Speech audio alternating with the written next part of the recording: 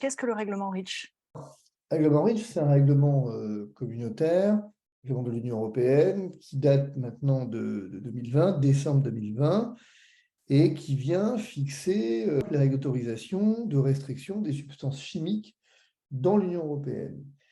Les restrictions dans ce contexte se sont attaquées en fait aux encres de tatouage. Il y a eu une gamme une palette en fait de couleurs qui ont disparu au motif pris qu'elles seraient cancérigènes, au motif pris qu'elles seraient risquées, et ce sans aucun élément tangible. Le problème de fond, c'est qu'on a interdit tout un tas de couleurs au motif qu'elles seraient cancérigènes, mais en fait, on n'a aucune étude qui le fonde.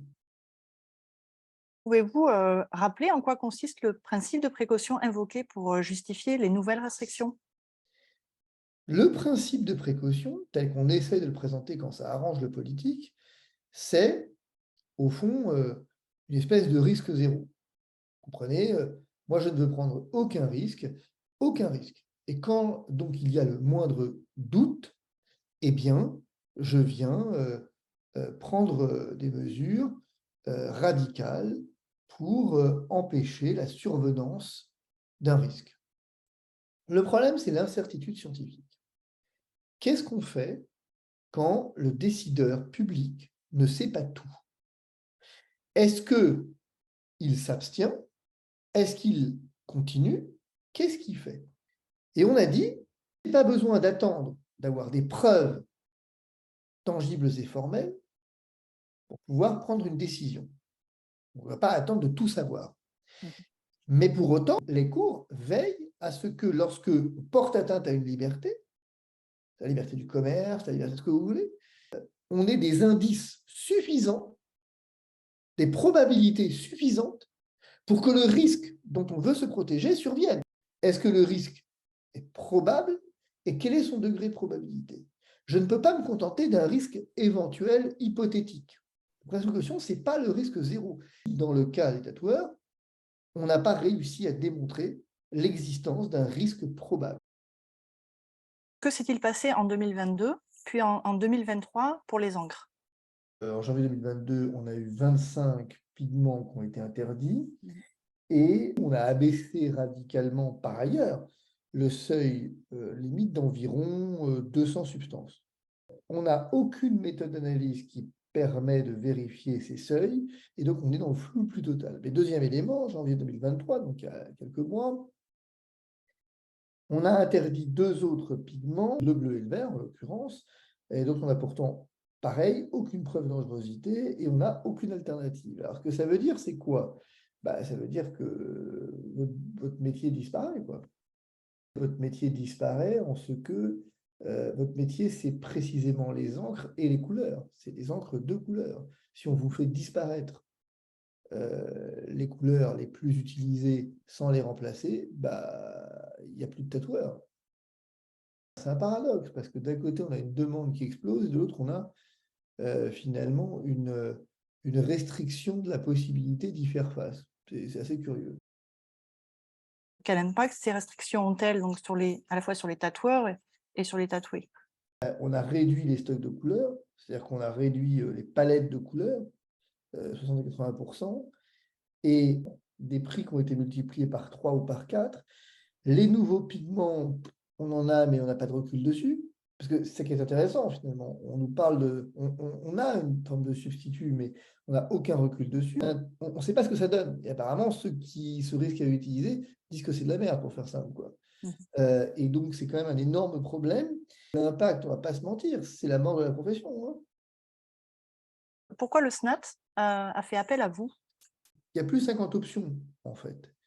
Vous avez à un moment donné épuisé les recours politiques. On a discuté avec le SNAT et j'ai compris la problématique. Il faut sensibiliser l'opinion sur ces questions.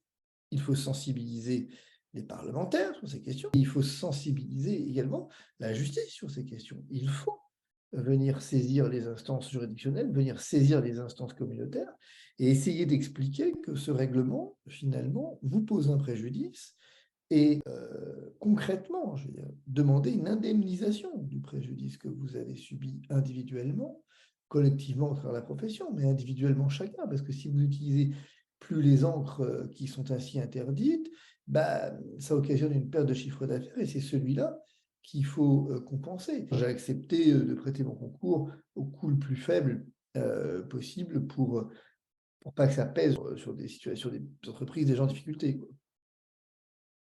L'art du tatouage et la profession de tatoueur risquent-ils de disparaître si le règlement européen sur les encres de tatouage est maintenu tel quel?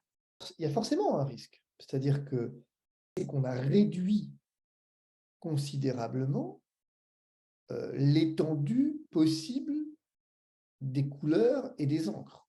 C'est-à-dire qu'en fait, votre métier, c'est de jouer avec les encres. Votre métier, c'est l'encre, finalement. Si on fait disparaître les outils à votre disposition, ben vous disparaissez avec. On vous dit, mais il y a des encres, on a des substituts. Ben non, il n'y a pas vraiment de substitut, en fait.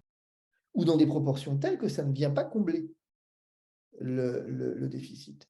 On n'est pas contre l'idée qu'il y ait eu des interdictions, des aménagements. On se soucie de la santé des gens. Mais prouvez-nous que tout ça est nocif. Ça fait 3 ans que le règlement est paru. Il n'y a pas une seule étude sur la question.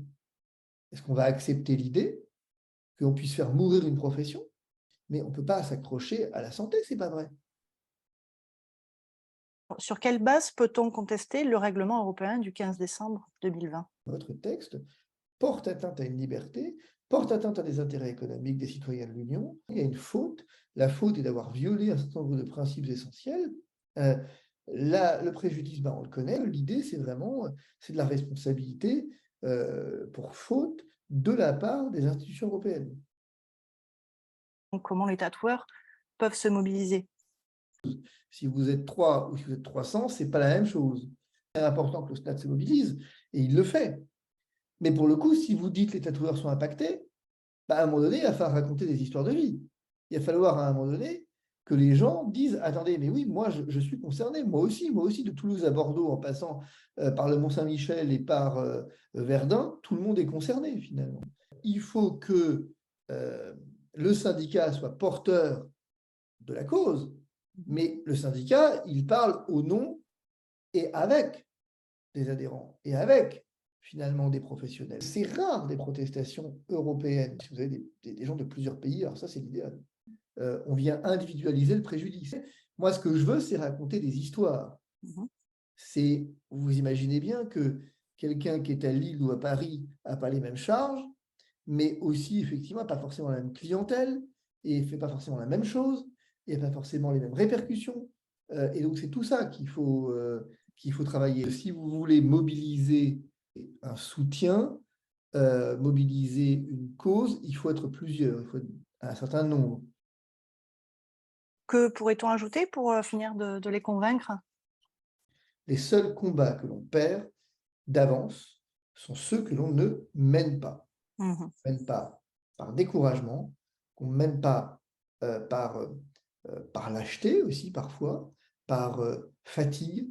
Le système compte là-dessus.